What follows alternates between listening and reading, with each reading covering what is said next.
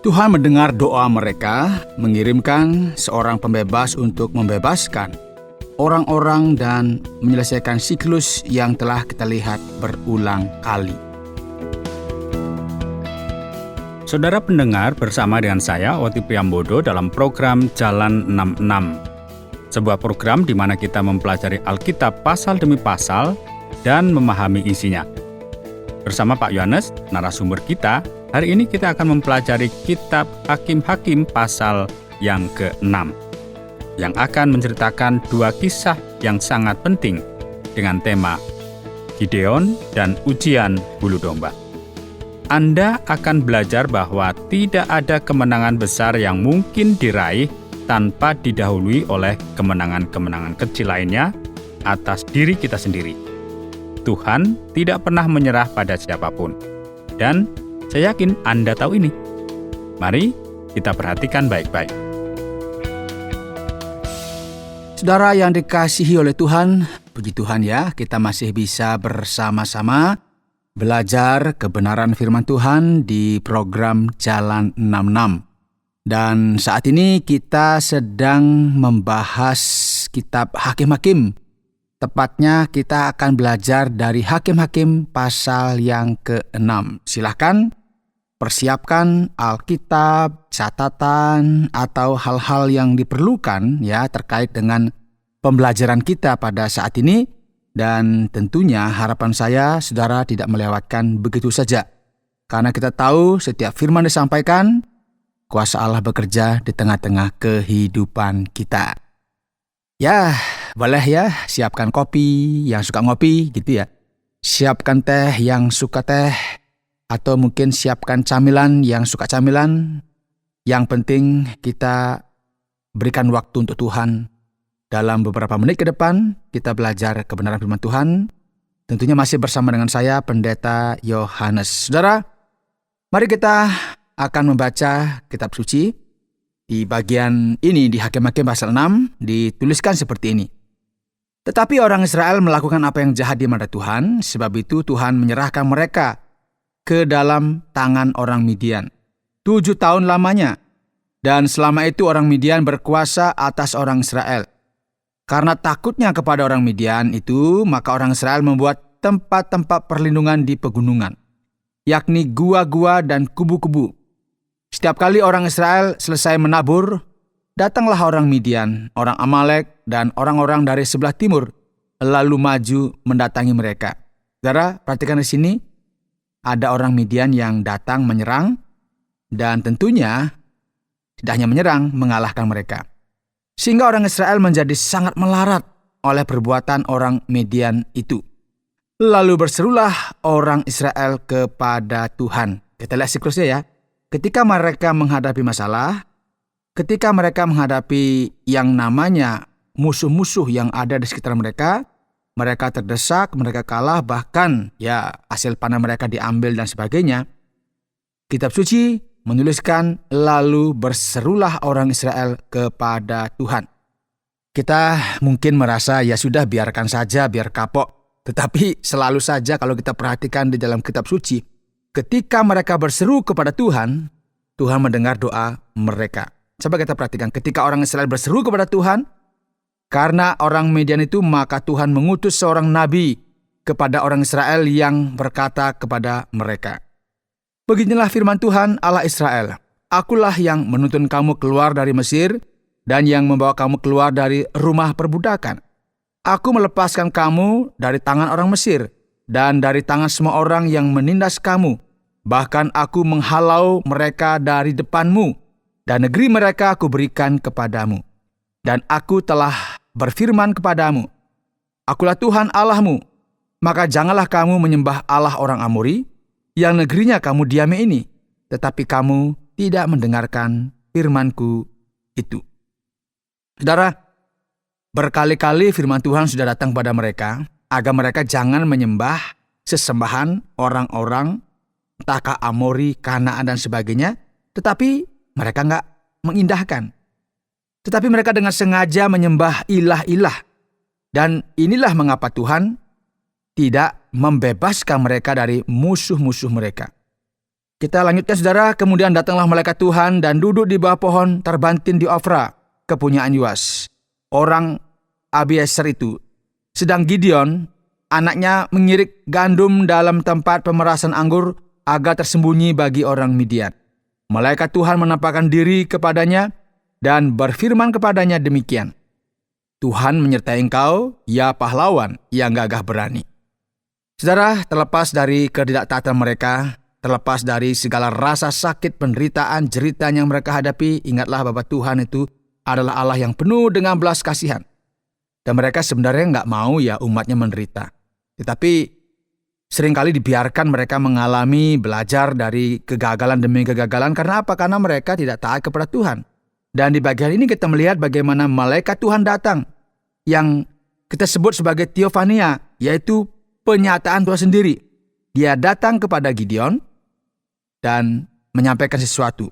Kemudian Gideon menjawab seperti ini, saudara, Tuanku, jika Tuhan menyertai kami, mengapa semua ini menimpa kami?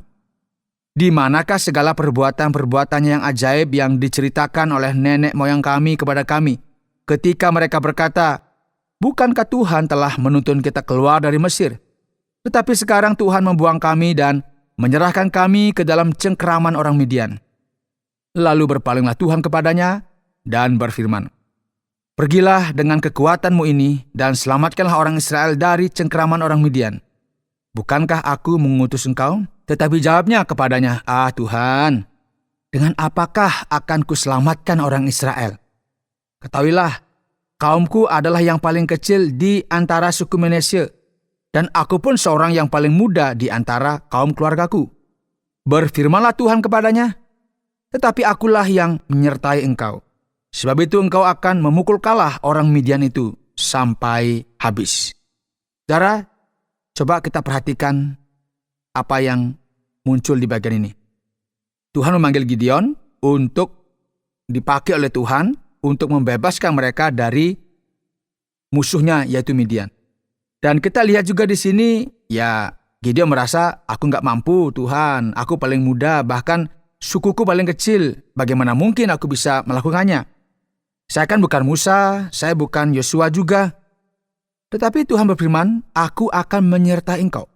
Bukankah aku yang mengutus engkau? Kalau begitu pergilah. Saudara, kalau melihat apa yang kita dengar ini, ya memang seharusnya Gideon tidak perlu takut. Karena memang Tuhan ini sudah berjanji untuk menyertai dia yang dipakai oleh Tuhan untuk membebaskan umatnya dari tangan orang Midian. Tetapi ingatlah bahwa setiap kali Tuhan memanggil hamba-hamba pilihannya untuk melakukan kehendaknya, orang-orang ini selalu tersadar dan mulai berpikir, ya bagus juga sih panggilan ini, tapi kan saya orang biasa. Bagaimana mungkin? Aku kan berasal dari suku yang kecil. Aku bukan siapa-siapa, bahkan di keluarga aku paling muda. Jadi dengan kata lain mereka berpikir sepertinya ya nggak ada peluang. Nah, Gideon dengan jelas menyatakan hal ini dengan tegas kalau kita perhatikan di ayat 17. Jika sekiranya aku mendapat kasih karunia di matamu, maka berikanlah kepadaku tanda bahwa engkau sendirilah yang berfirman kepadaku. Janganlah kiranya pergi dari sini, sampai aku datang kepadamu membawa persembahanku dan meletakkannya di hadapanmu. Firman-Nya, aku akan tinggal sampai engkau kembali. Masuklah Gideon ke dalam, lalu mengolah seekor anak kambing dan roti yang tidak beragi dari seeva tepung. Ditaruhnya daging itu ke dalam bakul dan kuahnya ke dalam periuk. Dibawanya itu kepadanya ke bawah pohon terbantin, lalu disuguhkannya. Berfirmanlah malaikat Allah kepadanya, ambillah daging dan roti yang tidak beragi itu, letakkanlah ke atas batu ini, dan curahkan kuahnya. Maka diperbuatnya demikian. Dan malaikat Tuhan mengulurkan tongkat yang ada di tangannya. Dengan ujungnya disinggungnya daging dan roti itu, maka timbullah api dari batu itu, dan makan habis daging dan roti itu.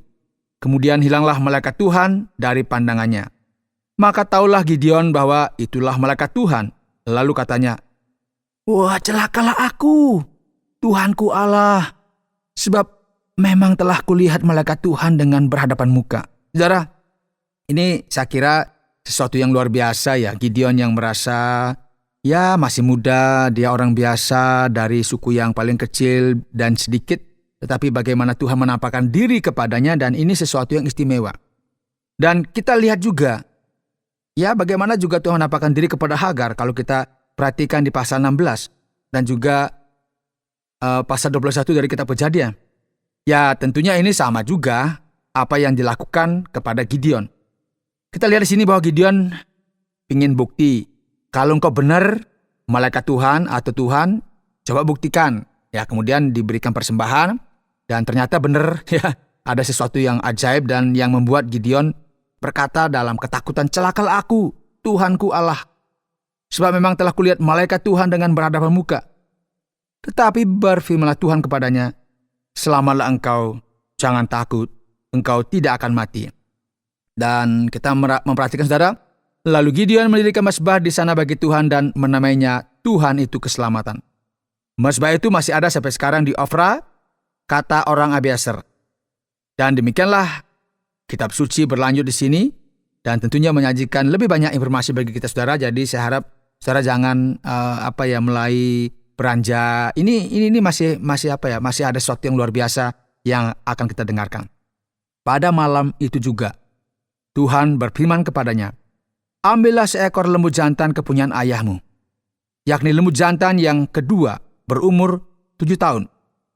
Runtuhkanlah mezbah Baal kepunyaan ayahmu dan tebanglah tiang berhala yang di dekatnya. Kemudian dirikanlah mezbah bagi Tuhan Allahmu di atas kubu pertahanan ini dengan disusun baik. Lalu ambillah lembu jantan yang kedua dan persembahkanlah korban bakaran dengan kayu tiang berhala yang akan kau tebang itu. Saudara, coba kita perhatikan apa yang kita dengar barusan itu menunjukkan sebuah situasi terjadinya yang namanya kemerosotan moral. Mengapa?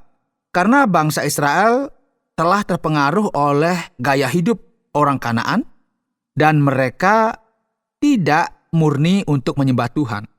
Mereka bahkan dikatakan mendirikan mezbah yang bukan untuk Tuhan. Dan kita tahu juga ternyata keluarga Gideon terlibat sepenuhnya dalam sistem keagamaan seperti ini. Nah, ketika ini terjadi, saudara, Tuhan memberikan perintah. Apa perintahnya? Agar menghancurkan apa yang dimiliki oleh keluarganya. Tetapi sekarang harus membuat mezbah yang dipersembahkan kepada Tuhan. Dan kita akan melihat bahwa ternyata Gideon menaati perintah Tuhan. Ketika orang-orang kota itu bangun pagi-pagi, tampaklah telah dirobohkan mezbah Baal itu. Telah ditebang tiang berhala yang di dekatnya dan telah dikorbankan lembu jantan yang kedua di atas mezbah yang didirikan itu. Berkatalah mereka seorang kepada yang lain, siapakah yang melakukan hal itu? Setelah diperiksa dan ditanya-tanya, maka kata orang, Gideon bin Yoas, dialah yang melakukan hal itu. Sesudah itu berkatalah orang-orang kota itu kepada Yoas, bawalah anakmu itu keluar, dia harus mati, karena ia telah merobohkan mezbah Baal, dan karena ia telah menebang tiang berhala yang di dekatnya. Tetapi jawab Yoas kepada semua orang yang mengerumuninya itu, kamu mau berjuang membela Baal, atau kamu mau menolong dia? Siapa yang berjuang membela Baal akan dihukum mati sebelum pagi. Jika Baal itu Allah, biarlah ia berjuang membela dirinya sendiri. Setelah mezbahnya dirobohkan orang. Dan pada hari itu diberikan oranglah nama Yerubbaal kepada Gideon. Karena kata orang, biarlah Baal berjuang dengan dia. Ya saudara, terlepas dari segala apa yang kita lihat di sini, ini ada sesuatu yang namanya perang. Secara teologis ada perang melawan agama-agama pagan. Dan kita lihat juga di sini ada alasan-alasan yang mendasar bahwa umat Tuhan memiliki kelemahan-kelemahan di mana mereka sangat mudah ikut arus lingkungan di mana mereka akhirnya meninggalkan Tuhan. Dan akhirnya ya kita tahu juga Tuhan menghukum mereka. Dan di bagian selanjutnya dikatakan, saudara, seluruh orang Midian dan orang Amalek dan orang-orang dari sebelah timur telah berkumpul bersama-sama. Mereka telah menyeberang dan berkemah di lembah Yisrael. Pada waktu itu roh Tuhan menguasai Gideon. Ditiupnyalah sangkakala dan orang-orang Abiezer dikerahkan untuk mengikuti dia. Juga dikirimnya pesan kepada seluruh suku Manasye dan orang-orang ini pun dikerahkan untuk mengikuti dia. Dikirimnya pula pesan kepada suku Asyer, Sibulon dan Naftali dan orang-orang ini pun maju untuk menggabungkan diri dengan mereka. Ya, kita lihat Gideon pasti juga ragu, bimbang, ini benar nggak Tuhan akan menyertai saya? Ini apakah mungkin terjadi? Apakah benar Tuhan hadir bersama umatnya? Jadi kita akan lihat sekarang. Jika engkau menyelamatkan orang Israel dengan perantaranku, seperti yang kau firmankan itu. Dan kitab suci melanjutkan, maka aku membentangkan guntingan bulu domba di tempat pengirikan. Apabila hanya di atas guntingan bulu itu ada embun, tetapi seluruh tanah di situ tinggal kering, maka taulah aku bahwa engkau mau menyelamatkan orang Israel dengan perantaranku, seperti yang kau firmankan. Ya, itu terjadi, saudara. Dia lihat pagi-pagi, bener. Yang lainnya kering, itu bulu dombanya dia basah begitu ya. Kemudian Gideon berkata kepada Tuhan, janganlah kiranya murkamu bangkit terhadap aku. Apabila aku berkata lagi, sekali ini saja, biarkanlah aku satu kali saja mengambil percobaan dengan guntingan bulu itu.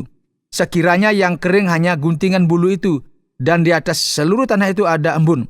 Malam itu Tuhan melakukannya. Hanya bulu domba itu yang kering, seluruh tanah tertutup embun. Saudara, ini semacam memastikan atau konfirmasi Gideon meyakinkan dirinya bahwa memang Tuhan yang mengutus. Tentunya ini nggak mudah karena memang masa itu masa yang tidak gampang ya, dan Gideon masih muda dan dia melihat bahwa bagaimana Tuhan itu bersama dengan dia.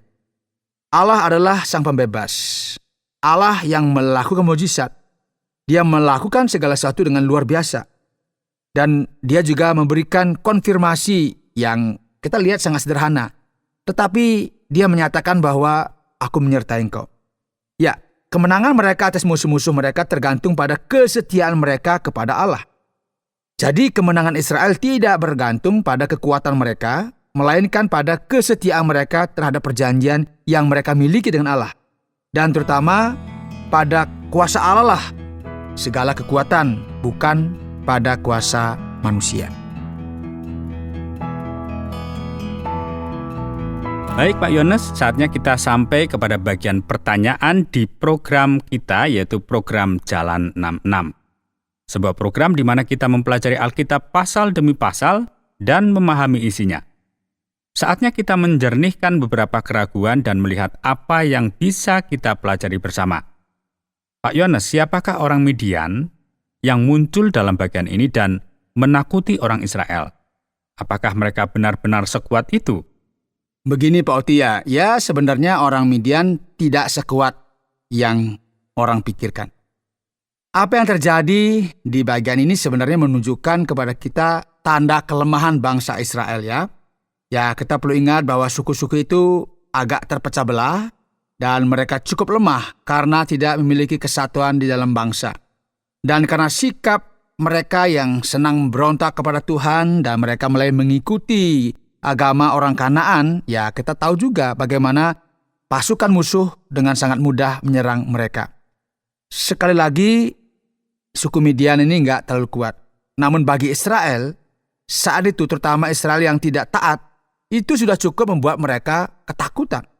Kalau kita memperhatikan, ya secara historis kalau kita membaca di Kejadian 25 ayat 2, kita bisa menemukan bahwa Midian adalah putra Abraham dan Ketura.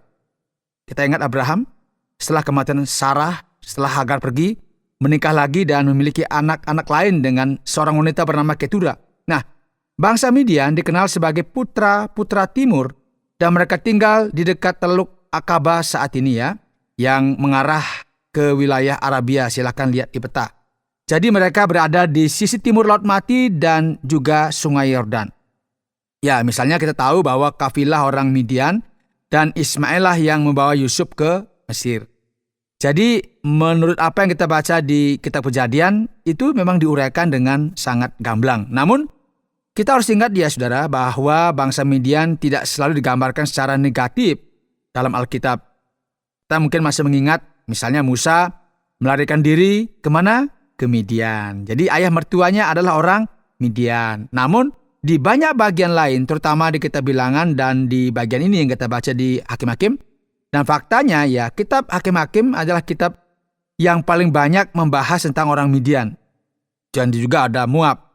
Ini menggambarkan ada musuh, ya mungkin disebut musuh abadi, yang memang dimiliki oleh Israel. Nah, di sini mereka menunjukkan perlawanan terhadap Israel dan semuanya menunjukkan bahwa entah bagaimana ya mereka bergabung dengan kaum Ismail dan akhirnya terlibat dengan bangsa-bangsa Arab lainnya. Nah, namun mereka bukanlah satu-satunya bangsa yang kuat. Ini harus kita catat. Dan kitab suci menegaskan di sini bahwa dosa dan kelemahan bangsa Israel lah yang membuat mereka begitu rentan di tangan musuh. Umat Allah selalu dikelilingi musuh dan bahaya.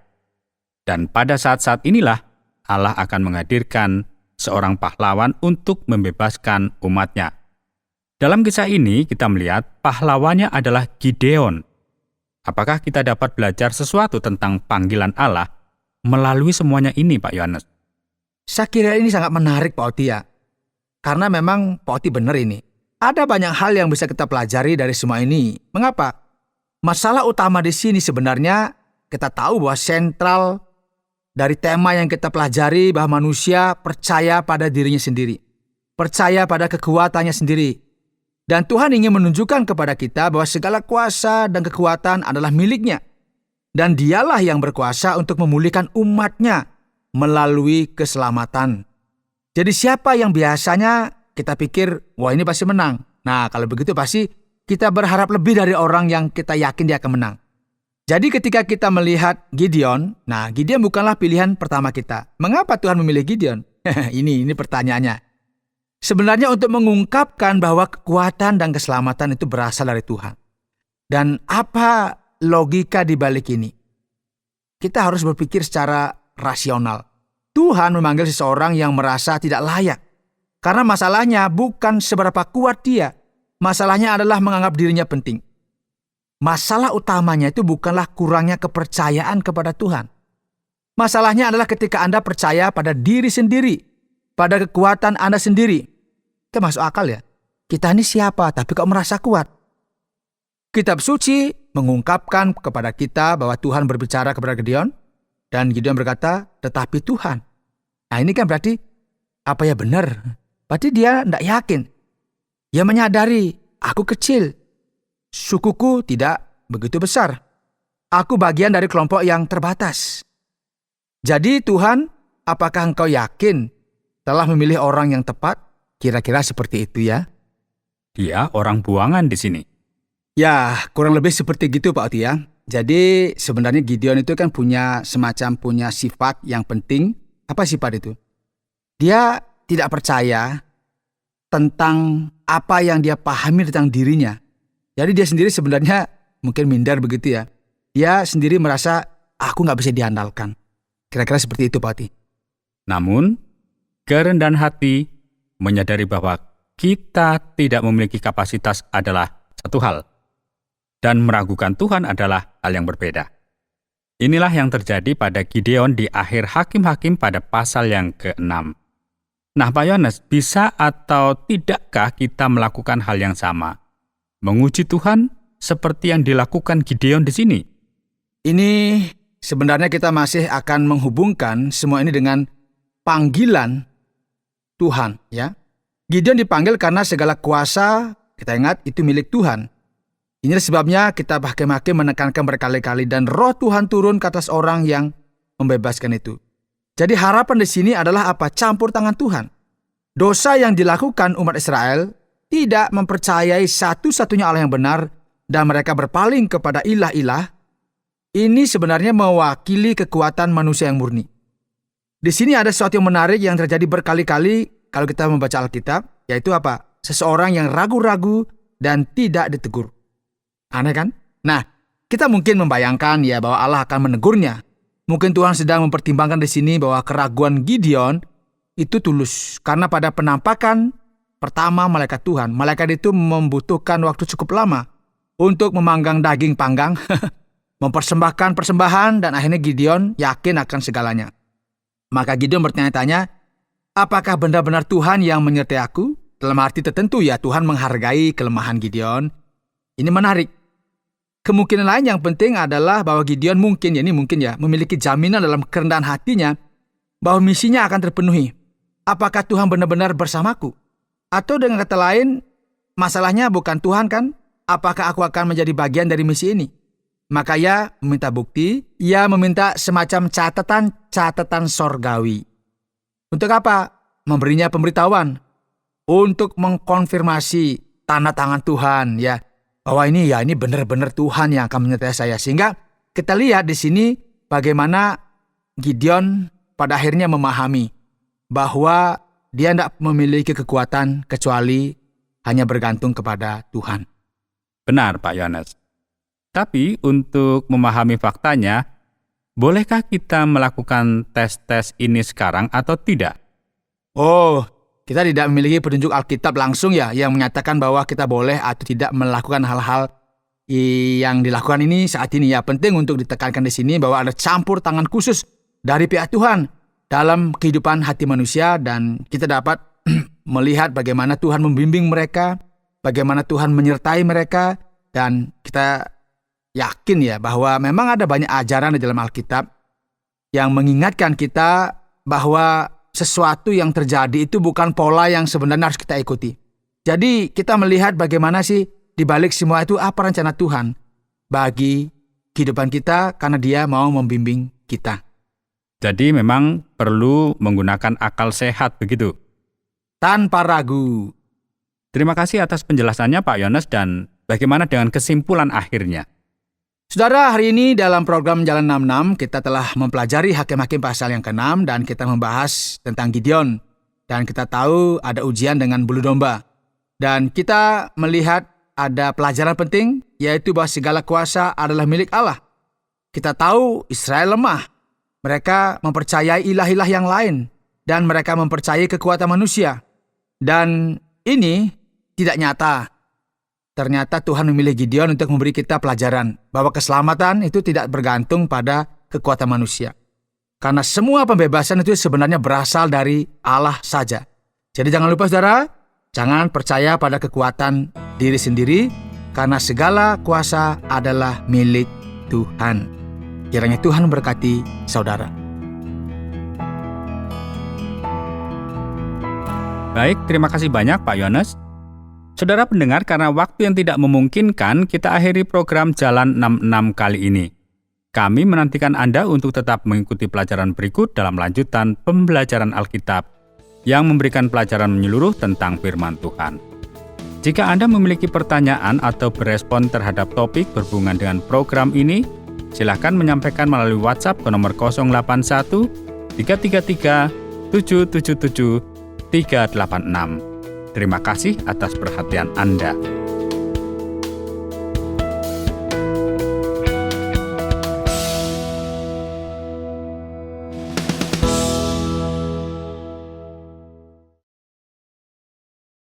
Terima kasih Anda sudah mengikuti program kami. Jika Anda diberkati, jangan lupa like, komen, dan share supaya Anda tidak ketinggalan setiap program terbaru kami.